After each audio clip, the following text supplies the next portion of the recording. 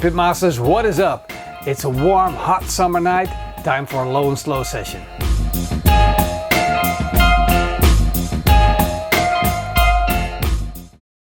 I decided to do an overnight brisket. I got a giant wagyu brisket. We're going to put it on the Kamado Joe. I got some new tools that we're going to try out. So let's get started and fire up our grill.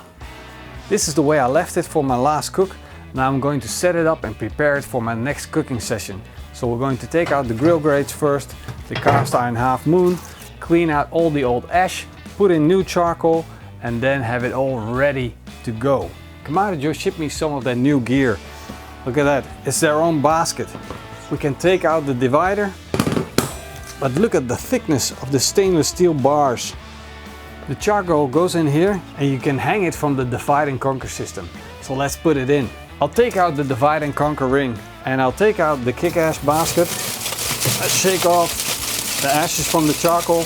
We want to make sure that all of these vent holes are cleared for a long session.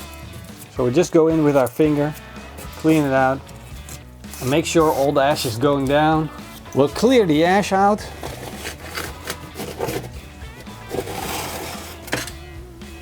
Now we're going to put in our new basket. Look at that, beautiful shiny, but it won't be for long. We'll put our divide and conquer system in. And we hang the ring from the divide and conquer system. Look at that, perfect. We'll put in some new charcoal. And this is where Kamado Joe big blocks come in handy. Because the big blocks, they are perfect for a cook like this. They allow for plenty of airflow, they will cook for a long time, and the hardwood will keep its heat for a long time. So absolutely perfect for this session.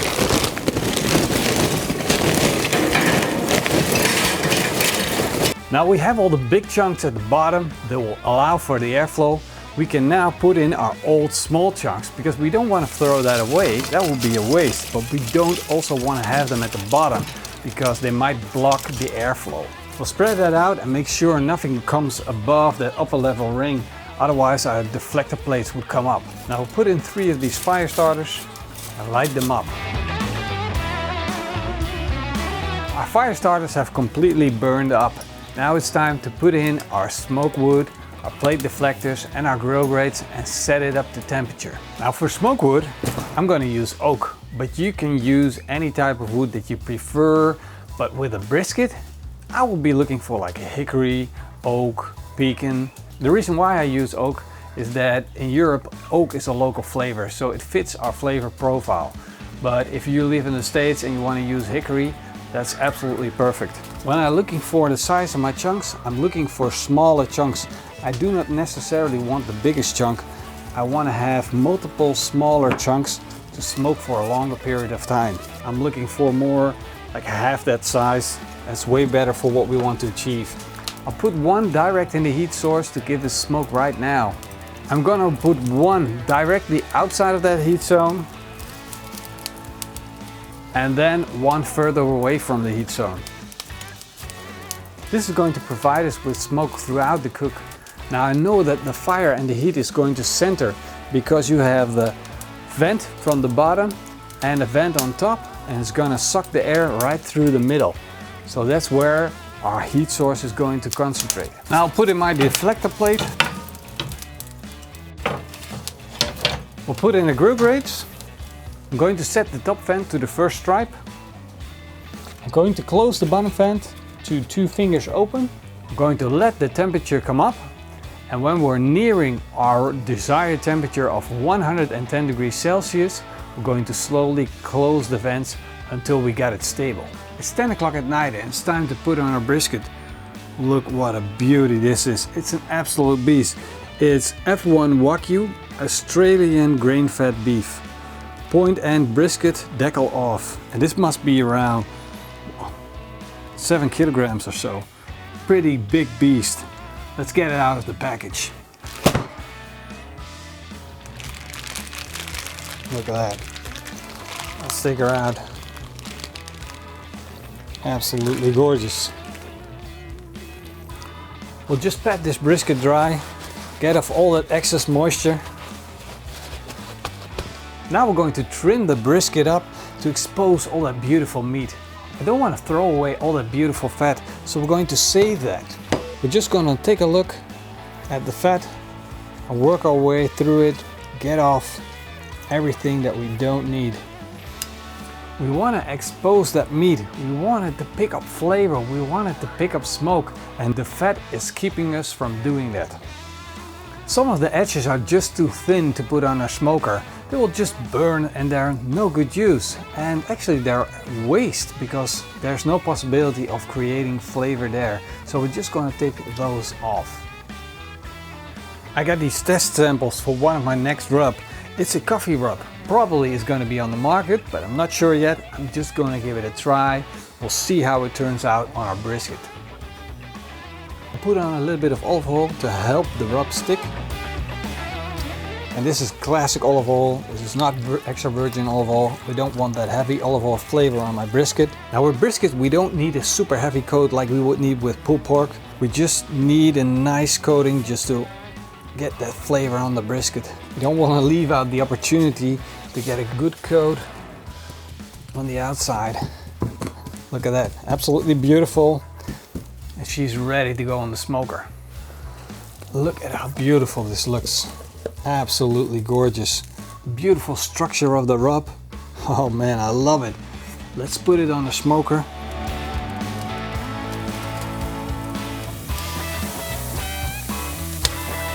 We'll put in a thermometer so we can check the core temperature and the dome temperature.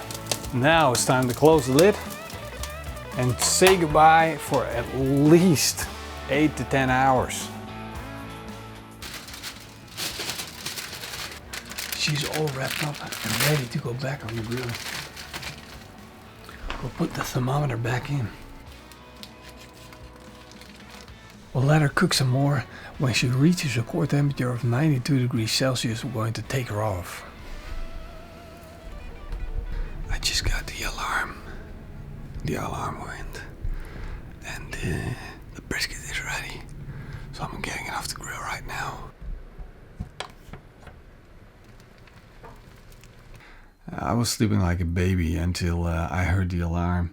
And when I looked at the temperature, it was a lot higher than what I set it for. I set it for 93 degrees Celsius, and it was over 93 degrees Celsius. So I hope this brisket is still fine. I'm gonna wrap it and I'm gonna get some more sleep, and then we'll see.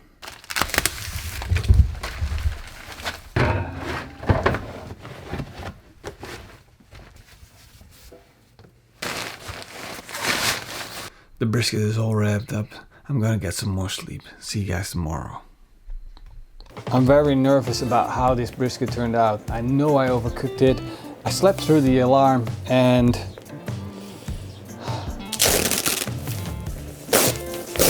this is like one of those Russian dolls that you just keep unpacking.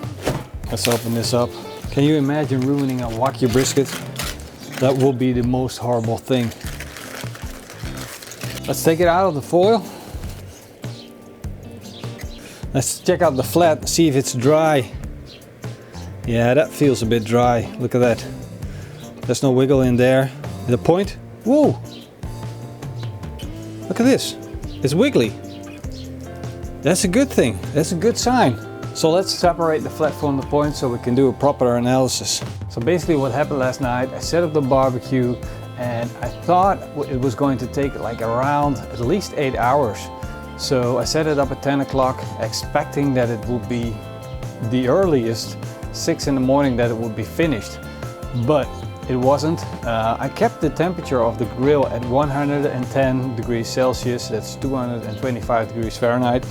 And somewhere around 3 o'clock or so I got an alarm, and the alarm was that the temperature was already over because I was sleeping through the alarm. I wasn't used to the alarm that I was getting from the thermometer, so my brain didn't respond to it. And well, I was disappointed at that time because of course I want to make a beautiful brisket. I don't want to throw away a wagyu brisket, and especially not for you guys. But it is what it is, and now we got to see what we can salvage. So actually the flat didn't turn out as bad as I thought. Sure, the point is a bit dry, there's not much moisture in there, but it's still edible. There's enough fat there to make it edible. We got a nice bit of smoke ring here. We got a beautiful bark.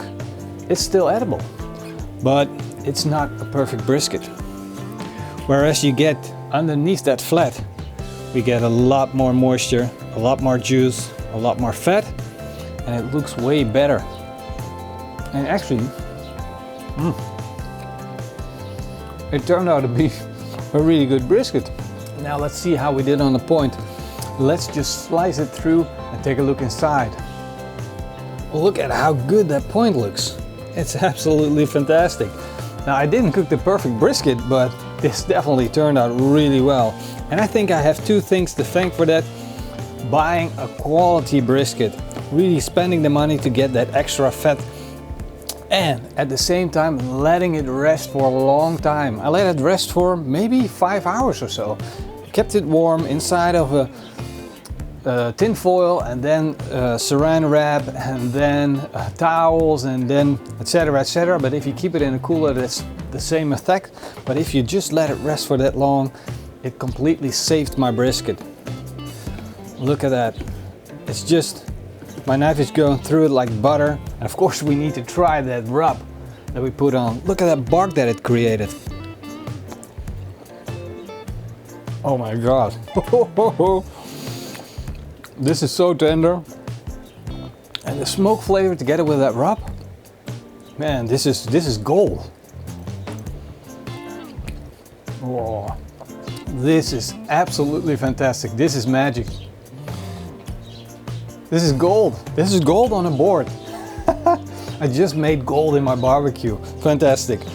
Well, I'm just gonna stop this video right now because I want to eat everything. Well, this brisket turned out surprisingly epic. Wow, I'm just amazed. And I hope you guys enjoyed the video. And if you did, you know the drill. Hit that like button, leave me a comment down below. And don't forget, I want to say a big thank you to everyone that's supporting this channel. If you want to become a supporter, that's fantastic. You get some extra perks like the written recipes. So you might want to hit that sponsor button down below or go to our Patreon page. See you guys on the next video, and in the meantime, keep on grilling and eet smakelijk.